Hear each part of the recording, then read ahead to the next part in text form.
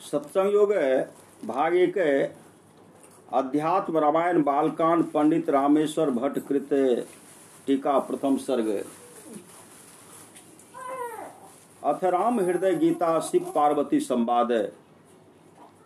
श्री शिव जी ने कहा, पहले रामावतार में देवताओं के शत्रु रणवीर रावण को उसके पुत्र और सेना सहित रण में मारकर सीता, सुग्रीव, लक्ष्मण और हनुमान आदि सहित राम जी अयोध्या को लौट आए और वहां करोड़ों सूरज के समान कांतिमान रामचंद्र जी सिंहासन पर विराजमान हुए और वशिष्ठ आदि महात्माओं ने जुड़ कर उनका राज्याभिषेक किया। उस समय मुख्य कार्य करने वाले, इच्छा रहित ज्ञान की जिनको चाहना है, ऐसे बड़े बुद्धिमान हनुमान जी को हाथ जोड़े सामने खड़ा देखकर राम जी सीता जी से बोले कि हे जानकी, तुम हनुमान को तत्व ज्ञान का उपदेश करो। तुम हनुमान को तत्व ज्ञान का उपदेश करो, क्योंकि यह पाप रहित ज्ञान के पात्र और हमारी तुम्हारी भक्ति में सदा तत्पर है। श्री जानकी जी ने कहा, बहुत अच्छा। और संसार को विशेषकर मोहने वाली सीता जी ने भक्त हनुमान से राम जी के निश्चित स्वरूप का वर्णन करना आरंभ किया। सीता जी बोली, हे हनुमान, तुम राम जी को परब्रह्म है, सच्चिदानंद, द्वैत रहित, संपूर्ण स्थूल सूक्ष्म उपाधियों से रहित सत्ता मात्र कहिए, वस्तु मात्र के व्यवहार के चलाने वाले और मन वाणी के विषय से परे, आनंद स्वरूप, निर्मल, शांत, निर्विकार, निरंजन अर्थात मायाकृत और ज्ञान रहित, सर्वव्यापी, स्वयं प्रकाश, पाप रहित परमात्मा जानो।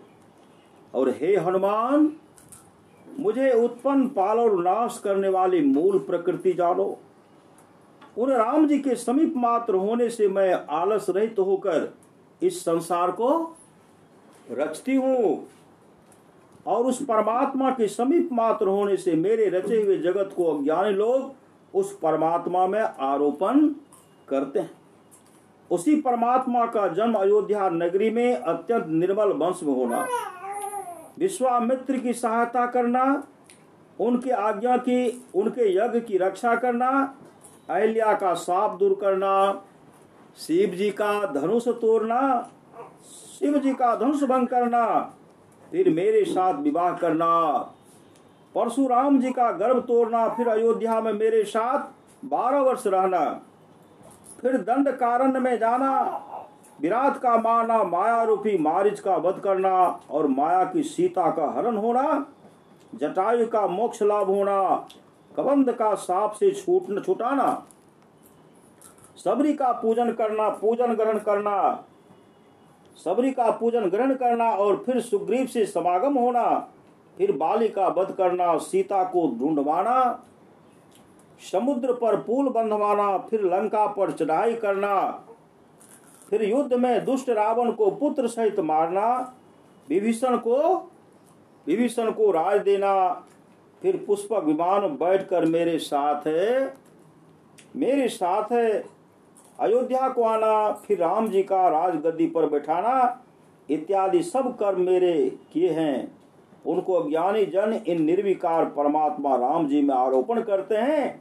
वास्तव में राम जी न चलते हैं, न बैठते हैं, न शोक करते हैं, न कुछ चाहते हैं और न कुछ त्यागते हैं और न कुछ कहते हैं। वे तो आनंद की मूर्ति, अचल और परिणाम रहित अर्थात एक रस हैं। केवल माया के गुणों के कारण कर्म में प्रवृत्त दिखते हैं। शिव संगीता। नासनं सिद्धः स्वदृशं न कुंभक स्वदृशं बलम् नो खेचरी समा मुद्रा नो नादो सदृशो लय नो नादो सदृशो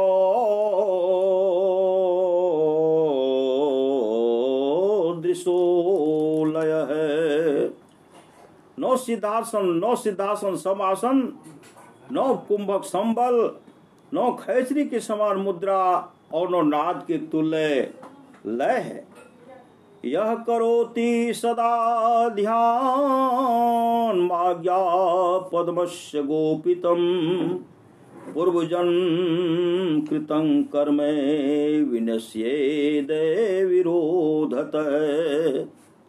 जो पुरुष सर्वदा गोपित करके इस आज्ञा कमल चक्र का ध्यान करता है उसका पूर्व जन्म कृत कर्म फल निर्विघ्न नाश हो जाता है।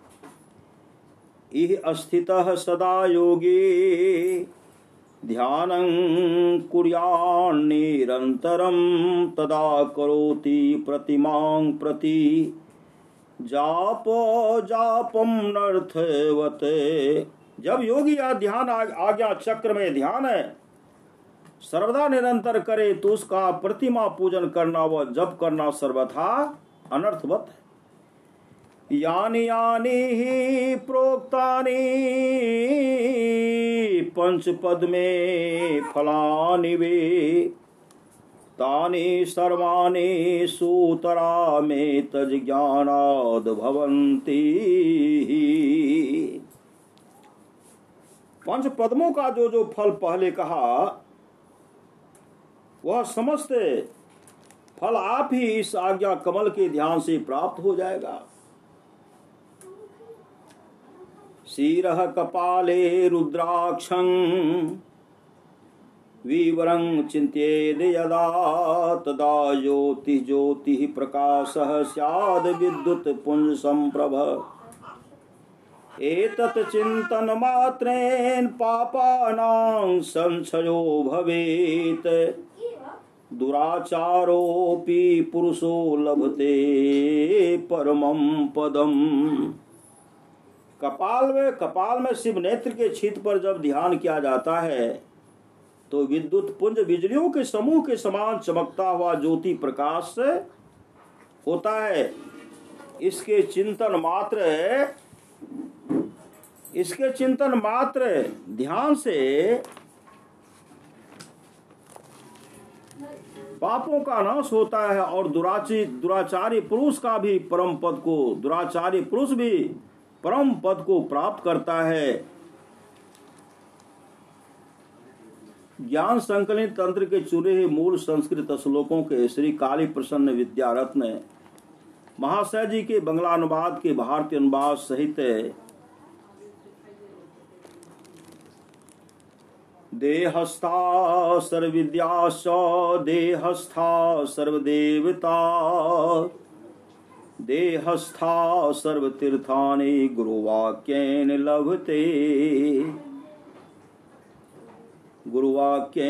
लभ्यते। इस देह में सब विद्या सब देवता और सब तीर्थ विराजमान हैं। केवल गुरु के उपदेश से ही देह अस्तित्व ये सब विद्या देवता और तीर्थ जाने जाते हैं। ईडा भगवती गंगा पिंगला यमुना नदी ईडा पिंगलोर मध्य सुषुम्ना च सरस्वती। देह में ईरा पिंगला तथा सुषुम्ना नाम की तीन प्रकार सुषुम्ना नाम की तीन प्रधान नारियां हैं। ईरा गंगा पिंगला यमुना और ईरा पिंगला के बीच में रहने वाली सुषुम्ना सरस्वती नदी के नाम से कही जाती है। त्रिवेणी संगमो यत्र तीर्थराजः स उच्यते तत्र स्नानं प्रकुर्वित सर्वपापे मुच्यते। देह में जहाँ उल्लेखित तीनों नारियों का संगम है उस स्थान को गंगा यमुना और सरस्वती का संगम त्रिवेणी कहते हैं। यह त्रिवेणी सर्वप्रधान तीर्थ कहकर गिनी जाती है। इसे तीर्थ में स्नान करने से सब पापों से मुक्ति मिलती है। आकाशा जायते वायुरेवायोरुत्पदे रविः रवेरुत्पद्यते तोयं तोयादुत्पद्यते मही। हवा आकाश से, अग्नि हवा से, जल अग्नि से और पृथ्वी जल से उत्पन्न होती है। मही विलीयते तोये तोयं विलीयते रवो रविर्विलीयते वायो वायुर्विलीयते तुखे। जल में पृथ्वी, अग्नि में जल, हवा में अग्नि और आकाश में हवा लय होती है। ब्रह्मांड लक्षणं सर्व देह मध्ये व्यवस्थितम् साकारश्च विनश्यन्ति निराकारो नो नश्यति। देह में संपूर्ण ब्रह्मांड है, जिसमें साकार का नाश होता है, निराकार का नाश नहीं होता।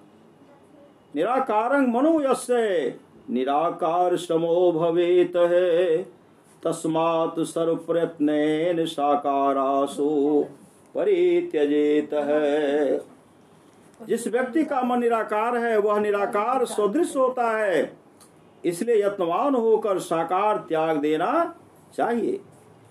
नो वेदं वेद मिथ्याहुर्वेदो ब्रह्म सनातनम् ब्रह्म विद्यारतो यस्तु सो विप्रो वेद पारगः। वेद को वेद नहीं कहते हैं, नित्य सत्य ब्रह्म को ही वेद कहते हैं। ब्रह्म ज्ञान में निरत व्यक्ति को ब्राह्मण और वेद पारदर्शी कहते हैं। उचिष्ठं सर्वशास्त्राणि सर्वविद्या मुखे मुखे नोचिष्टयं नोचष्टं ब्राह्मणो ज्ञानं व्यक्तं चेतनां सम्यम। सब शास्त्र झूठे हो गए हैं और सब विद्या मुंह मुंह में रहती है, किंतु जो अव्यक्त और चैतन्य है उस ब्रह्म का ज्ञान किसी काल में भी झूठा नहीं होता है। नो तपस्तप इत्याहुर ब्रह्मचर्यं तपोत्तमम् ऊर्ध्वरेता भवेदस्तु सो देवो नो तु मानुष। तप को तप नहीं कहते हैं, ब्रह्मचर्य अनुष्ठान तपस्या कहकर विशेष प्रसिद्ध किया गया है। जो मनुष्य ऊर्ध्वरेता हैं वे देव तुल्य कहे गए हैं। न्यो ध्यानं ध्यान मिथ्याहुर ध्यानं शून्यगतं मनः तस् ध्यान प्रसादेन सूक्ष्मं मोक्षं नो संशयः। ध्यान को ध्यान नहीं कहते हैं, शून्यगत मन को ही ध्यान कहते हैं। उसी ध्यान की प्रीति के द्वारा ही सुख और मोक्ष लाभ होते हैं, इसमें संदेह नहीं। न होमं होम मिथ्याहु समाधो तत्तु भूयते ब्रह्माग्नो हूयते प्राणं होम कर्मे तो दुच्यते। होम को होम नहीं कहते हैं, ब्रह्माग्नि में प्राण रूप घृत की आहुति देने को ही असली होम कहते हैं।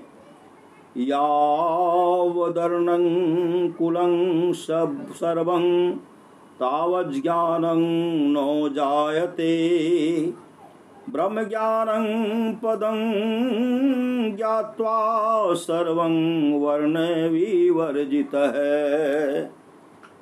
जब तक ज्ञानोदय नहीं होता है, जब तक ज्ञानोदय नहीं होता है तब तक विप्रादि वर्ण भेद और कुल भेद रहते हैं, किंतु ब्रह्म ज्ञान के उदय होने से वे सब दूर हो जाते हैं। मनोवाक्यं तथा कर्मं तुर्यं यत्र लीयते विना स्वप्नं यथा निद्रा ब्रह्म ज्ञानं तो दुच्यते। जिस ज्ञान में मन वाक और कर्म तीनों लय हो जाते हैं और स्वप्न बिना निद्रा की तरह बिना अवलंब के जो ज्ञान उत्पन्न होता है उसी को ब्रह्म ज्ञान कहते हैं। श्लोकाधर्नन्तो प्रवक्ष्यामि यदुक्तं तत्त्वदर्शिभिः सर्वचिंता परित्यागो निश्चंतो योग उच्यते। तत्वदर्शी महात्मा गण ने जिस विषय का वर्णन किया है मैं आधे श्लोक में उसी का वर्णन करूंगा। सर्व चिंताओं को त्याग कर निश्चिंत होने को ही योग कहते हैं। निशिशं निमिषं निमिषार्धं वा समाधिं दिगच्छति सतजन्मार्जितं पापं तत्क्षणादेव नश्यति। जिस व्यक्ति को एक पल व आधा पल भी समाधि प्राप्त होती है उसके 100 जन्मों के कमाए हुए पाप विनष्ट हो जाते हैं। चलचित्ते वसेच्छक्ति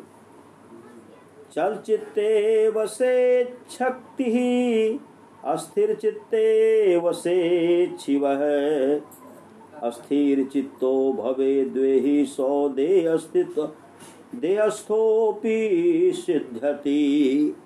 हे शंकरी चंचल चित्त में शक्ति और हृदय चंचल चित्त में अशक्ति और अस्थिर हृदय में शिव विराजते हैं। हे शंकरी चंचल हृदय में शक्ति और अस्थिर हृदय में शिव विराजते हैं। जिसका हृदय अस्थिर है वही शरीर रहित सहित होने पर भी सिद्धि लाभ करता है। हृदय प्राणः स्थितो वायुर्पानो गुद संस्थितः समानुनाभिदेशे तो उदानः कंठमाश्रितः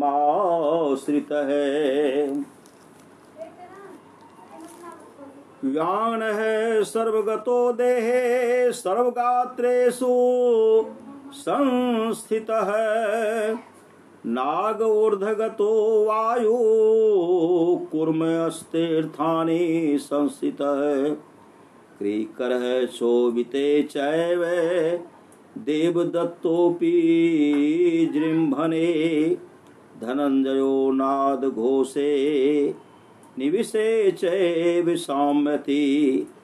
प्राण हृदय में, अपान गुदा में, समान नाभि में, उदान कंठ में और व्यान नाम का वायु सब शरीर में है। नाग नामक वायु ऊर्ध्वगत है, कुर्म नामक वायु तीर्थाश्रित है, क्रिकर नामक वायु क्षोभनस्थ है और देवदत्त वायु जीर्णस्थ तथा धनंजय नामक वायु नाद घोष में प्रवेश करके शाम होके रहता है। ओकारः सात्विको ज्ञेयः उकारो राजसः अस्मृतः मकारस्तमामशः प्रोक्त तस्मै स्त्रीभिः प्रकृतिरुच्यते। ओकार सतोगुण में, उकार रजोगुण में और मकार तमोगुण आत्मक हैं। इन्हीं तीनों गुणों के द्वारा प्रकृति वर्णित हुई है। अक्षरा प्रकृति प्रोक्ता अक्षर स्वयं ईश्वर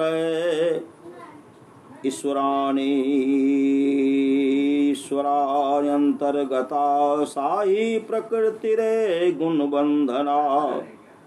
अक्षर ही अक्षर ब्रह्म ही स्वयं प्रकृति है और अक्षर को ही स्वयं ईश्वर जानोगे। ईश्वर से प्रकृति निकली हुई है और वही प्रकृति सर्वादे त्रैगुण मिश्रित है। सा माया पालने शक्ति ही सृष्टि संहार कारिणी अविद्या मोहिनी आशा शब्द रूपा यशस्वनी। वही माया सृष्टि स्थिति और संहारात्मिका शक्ति है और वो विद्या मोहिनी शब्द रूपा तथा यशस्विनी कहीं जाकर वर्णित होती है। तंत्र में 5 अवैध अवस्थाएं मानते हैं। तंत्र में 5 अवस्थाएं मानते हैं: जागृत, स्वप्न, सुषुप्ति, तुर्या और तुर्यातीत। श्री सद्गुरु महाराज की जय। श्री सद्गुरु महाराज की जय।